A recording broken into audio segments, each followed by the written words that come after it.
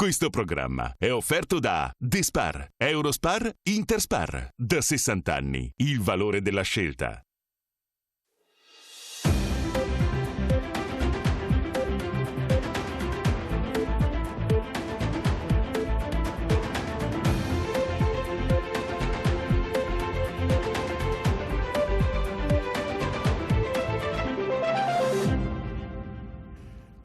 Buonasera, bentrovati, o buonanotte come meglio volete, bentrovati a Primus Inter Pares, questa sera in un orario un po' diverso perché abbiamo dato spazio in prima serata alla partita del Padova che è andata alle 20:30 invece che alle 17:30 per via di giocatori del Perugia che avevano il Covid, quindi noi ci siamo per raccontarvi tante cose molto importanti per quanto riguarda ancora questo maledetto virus che sta colpendo tutto il mondo. Con Patrizio Bertini, Presidente Confcommercio Veneto, grazie di essere con noi, buonasera. Grazie anche a Alessandro Luigi Bisato, Segretario Generale del Partito Democratico, regionale del Partito Democratico. Buonasera. Grazie a Francesco Pontello, economista. Buonasera, grazie a Enoco Soranzo, consigliere regionale per Fratelli d'Italia. E grazie anche a Filippo Segato, Segretario Provinciale dell'APE. Grazie a tutti di essere qui. Ovviamente il tema lo vedete tra poco, visto che c'è questo virus, ci sono molte possibilità che vengano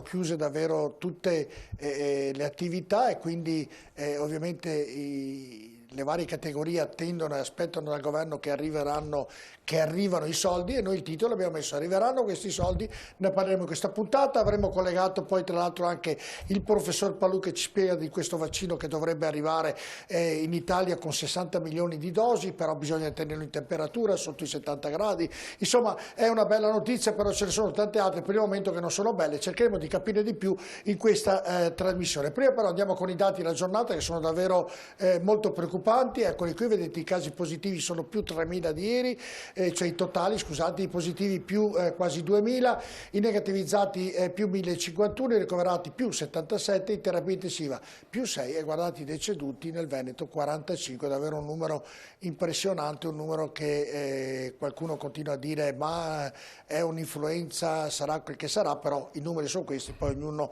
ne traga le proprie considerazioni. Allora inizio con prima la parte politica, con Bisato e con Enno, cosa ne pensate di questi numeri, di tutto quello che sta accadendo e di questo virus che credo nessuno si aspettasse che ritornasse con queste proporzioni, con questi livelli?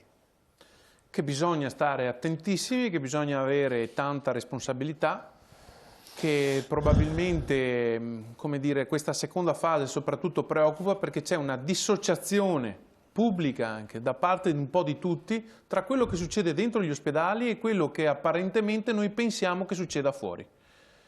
Io capisco profondamente tutte le persone che sono in difficoltà per la propria attività perché non riescono a chiudere la fine del mese, poi nel vostro titolo dite arriveranno questi soldi, stanno già arrivando, magari pochi rispetto a quello che uno ci si aspetterebbe, però stanno arrivando, è notizia di queste ore che qualcuno ce li ha già in conto corrente, la parte relativa ai ristori 2, perché qua ormai bisogna usare, addirittura nei decreti si arriva a fare il 2, il 2.0, il 3.0, vuol dire che la crisi è andata avanti molto più di quanto ci si potesse aspettare prima. Ed è però, la seconda ondata, una conseguenza da parte di chi ha responsabilità pubbliche, quindi parlo anche per me stesso come sindaco, che per allentare la tensione a un certo punto è venuta meno questa attenzione che in marzo, perché i numeri parlano dei degenti in ospedale che hanno lo stesso numero che avevamo il 18 di marzo. La cosa che è in controtendenza e per fortuna ancora positiva è il numero di chi è in terapia intensiva, ma gli ospedalizzati in questo momento stanno mettendo in serissima difficoltà i nostri ospedali, questo è un dato di fatto ormai e non è più confutabile, è inoppugnabile. E dicevo, è venuto un po' meno questa tensione per cui ci sentivamo tutti dalla stessa parte. A un certo punto c'è stata una lotta tra un pezzo di società e un'altra. Io penso che se togliamo di mezzo chi dice che non c'è il virus, e lei ha fatto benissimo a dirlo anche in premessa, tutto il resto delle azioni che ognuno di noi pubblicamente mette in atto è per dare tutela a chi è in difficoltà, senza passare però dalla parte di chi omette di dire che c'è un problema. Però, Bisato, Quando è insorto il Covid nei primi mesi dell'anno ad oggi c'era un tempo fisiologico, perché non solo nel Veneto, ma io ieri sera vedevo anche la trasmissione delle Iene, che tra l'altro ha fatto un bel servizio per quanto riguarda l'ospedale. Assolutamente, di Padova, l'abbiamo visto vedere, tutti, è molto interessante, andrebbe molto toccante, fatto vedere 100 volte. Molto bello, tra l'altro, perché si riesce a capire proprio praticamente quello che sta accadendo all'interno dell'ospedale. Però ho fatto vedere anche nelle altre regioni, vedi la Calabria e vedi tante altre regioni dove il governo, i presidenti della regione, chi ne è responsabile io non lo so, perché quando è ora di scaricare le colpe qui in Italia siamo sempre pronti a farlo, non hanno predisposto gli ospedali per accogliere questa ondata, ne hanno fatti di tutti i colori, addirittura se guardiamo la Calabria stessa non sapeva niente nessuno, nemmeno il commissario, c'erano addirittura i soldi, perché lì c'erano i soldi, non hanno fatto nulla, cioè mi domando, perché voi politici siete tutti bravi a parlare, poi a controllare, allora, io dico... Qua. Poi sa che io e lei ogni tanto abbiamo un dialettico confronto. Certo, io faccio anche come dire, io non mi sento dentro una categoria generalizzata, io sono perché ognuno abbia una responsabilità. È un politico anche lei, e quindi come tale io includo tutti, anche se c'è sicuramente all'interno dei politici quelli bravi e quelli meno bravi, come tutti nella vita. Come dire, il commissario indicato a seguire da commissario va bene, la ma sanità calabrese, che non sa nemmeno se ha approvato o no un piano che doveva fare lui. D'accordo, buttiamo via la chiave, dimentichiamoci di dove l'abbiamo messo dentro in qualche ufficio. Bisatto, d'accordo, ma nel governo c'è qualcuno che controlla queste cose? Ve lo chiedo. No, ma vede, se l'aspetto della domanda, che è molto interessante, attiene a quello che è il nostro sistema di ordinamento dello Stato, è una domanda molto interessante. Perché? Però esemplifico. Ci sono 22 sistemi sanitari con una regola generale, ma che poi è, visto che in Veneto si parla spesso di autonomia, è l'unico ambito statale che in questo momento attiene all'autonomia territoriale. Perché c'è un fondo nazionale, ma poi le decisioni sul territorio regionale le prende Zaia in Veneto, il presidente della regione della Calabria in Calabria, se non commissariata, in quel caso addirittura commissariata. Tutti ricordiamo purtroppo che il presidente è mancata. Quindi è responsabile del presidente delle regioni, diciamo, a livello specifico. No, attenzione, no, perché qua mi sta prendendo a riferimento per farmi dire un'altra cosa, se posso, e poi mi taccio per un po'.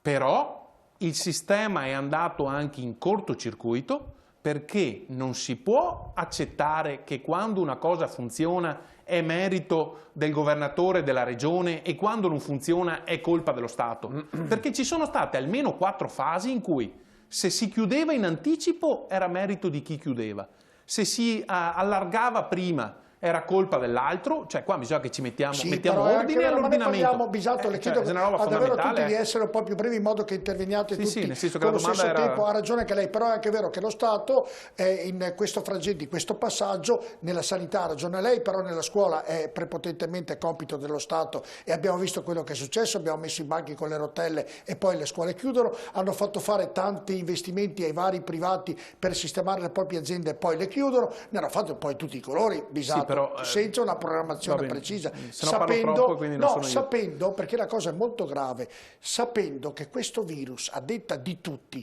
sarebbe ritornato non magari in questa imponenza, in questa importanza, ma tutti dicevano non preoccupatevi perché il virus questo autunno, questo inverno ritornerà.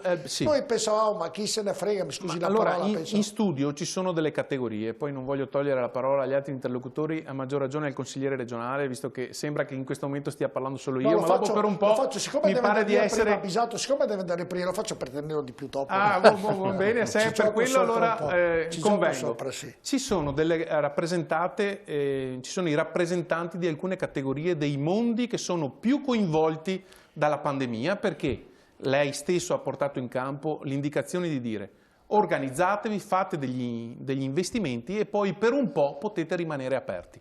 Ma l'alternativa qual era? Guardando anche in giro per il mondo. Una chiusura generalizzata totale dal lockdown? Spero di no, perché vorrebbe dire che non muori di Covid, ma muori di economia. Si è provato, in Italia come negli altri stati, a, come dire, allargare progressivamente, poi quando la cosa non funziona a chiudere. Qui in Veneto siamo gialli, ma sappiamo già che forse fra qualche ora diventeremo arancioni, perché l'ha detto il Presidente della Regione. Aumenta il picco dei contagiati, bisogna richiudere. È un mondo, siamo dentro un buco nero, siamo dentro un tunnel più grande di noi, però l'attenzione a non guardare solo il dito, ma a pensare che in Francia hanno chiuso in maniera molto più stringente di noi.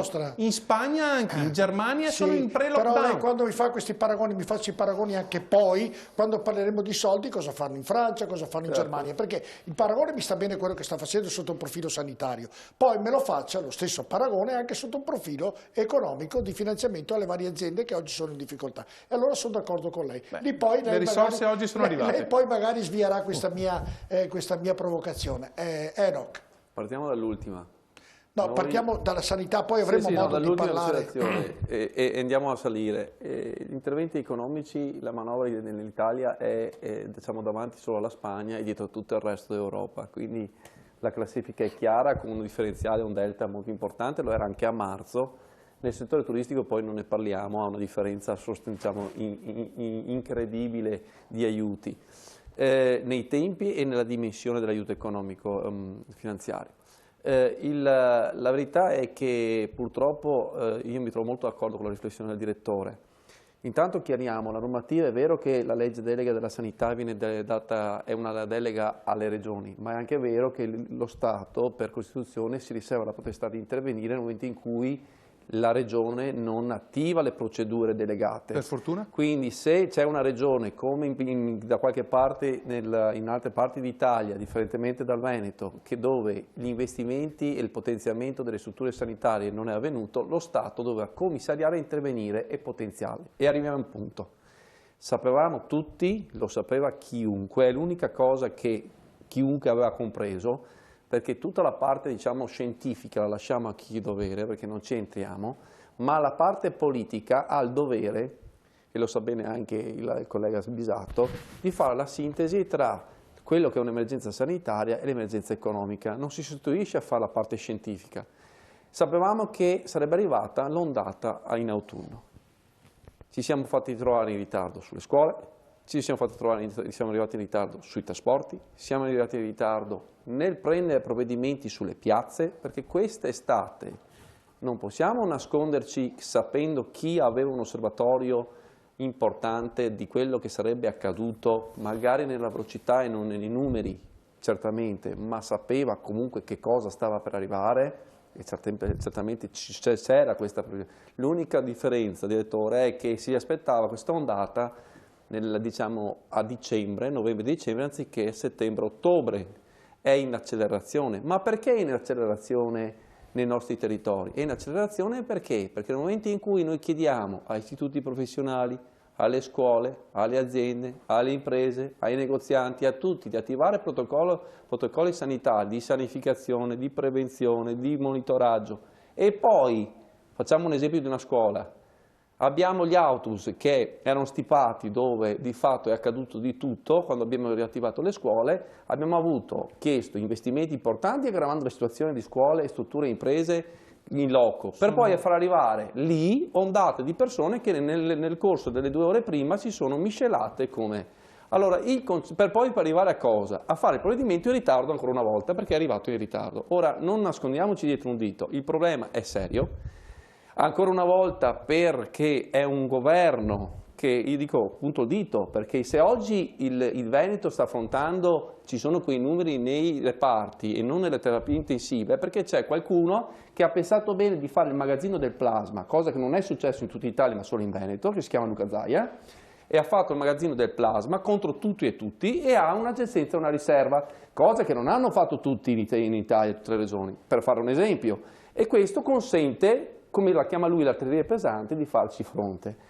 Ora non dobbiamo togliere o cercare di cambiare la realtà, perché sennò continuiamo a raccontarci un qualcosa che non esiste. Il problema oggi non sono le terapie intensive, no, appunto, Dio, ma oggi che non si riempiano, però certo, no, non siamo sono i ricoveri normali. Ma direttore, le terapie intensive non si stanno affollando perché nei reparti prima e dopo, poi a monte e a valle, si sta lavorando con il plasma, con l'eparina, con tutta una serie di misure che il Veneto si è attrezzata per tempo. Non è che il magazzino del plasma lo fai e lo accantoni in 3 giorni, lo accantoni in mesi di lavoro dove è stato accantonato il plasma, e questo è stato fatto dalla Regione Veneto per volontà di Zaia, sì, quindi però... questo va detto. Ultimo, poi sì, prima, il concetto di dire che questo è un governo, io lo chiamo così, che governa con lo specchietto retrovisore e non con il canocchiale, è la verità? Perché uno non può pensare, se è vero che sai che sarà questa ondata, domanda, perché abbiamo affrontato il tema dei trasporti solo a settembre? Perché abbiamo affrontato il tema scuola, che abbiamo aperto le scuole per ultimi, sempre poi gli ultimi giorni? Perché abbiamo i decreti ristori solo adesso, quando sapevamo già e potevano essere già pronti prima? Ma siamo il 4 di DPCM in 14 giorni e in questi 4 DPCM non c'è neanche chiarezza. Ora, nessuno punta il dito e dice che è una cosa facile da affrontare, ma sappiamo che ci sono delle situazioni nel mondo, senza guardare, che hanno dei focolai che sono monitorati e li stanno fronteggiando. Perché voi due siete bravi, se siete un attimino più sintetici, perché altrimenti davvero... Passano già 2 ore di trasmissione con voi due, quindi no. Andiamo a sentire... Sono stato più corto sicuramente... No, va bene, poi vengo. Ho fatto la sintesi, fatta un'entrata a gamba tesa subito, non è che non potessimo rispondere. I rappresentanti di categoria e con l'economista, mentre parleremo sotto un profilo economico, qui stavamo parlando sotto un profilo sanitario. Vuole rispondere velocemente? Bisato? No, rispondere, guardi, io assetticamente posso essere anche quasi al 99% d'accordo, però poi porto alcuni esempi che lui potrebbe portare per la parte mia. Quando lui dice che bisognava stare attenti agli assembramenti, io ricordo che il 16 agosto c'era qualcuno, un esponente nazionale del suo partito che si chiama Daniela Santanchè, che faceva un video dicendo che com'è possibile chiudere le balere e le discoteche, che anche quelle sono un'attività che ha bisogno di andare avanti, con assembramenti improponibili. Posso dire sabato scorso in piazza erano le balere, erano le piazze, sotto i porti, alle 4 di mattina. Non possiamo avere tutte le parti in commedia. Non possiamo tenere tutte le parti in commedia. Abbiamo gli argini strapieni di persone senza mascherine anche la domenica scorsa. Io sono un ex sindaco, già sindaco, chiedo scusa, non si può pensare che non sia così, lo Stato deve fare lo Stato. Io avevo ospite, Bisato, la sera delle riaperture, e non per la repressione, la sera della riapertura del precedente lockdown, il lunedì sera io faccio la trasmissione riguardante, avevo ospite il sindaco di Padova, avevo collegato Luca Zaia, avevo il prefetto di Padova. Alla fine io esco, vado a casa, era mezzanotte durante la 3 ore della trasmissione, io passo per il centro, è la mia abitudine, passo per il centro, mi piace proprio, e io ho visto una cosa nella mia vita che non ho mai visto in vita mia quel lunedì sera là. C'erano migliaia di ragazzi, tra l'altro sono entrati i vigili gentilmente spostali, i ragazzi hanno tirato le lattine di Coca-Cola, qualcuno è stato pure arrestato da parte dei carabinieri. Ho visto una cosa incredibile, gente che si baciava, che si toccava senza mascherina. La sera dopo, il giorno dopo ovviamente parlai col sindaco e tutte le parti politiche, poverini ragazzi, sono stati chiusi 3 mesi.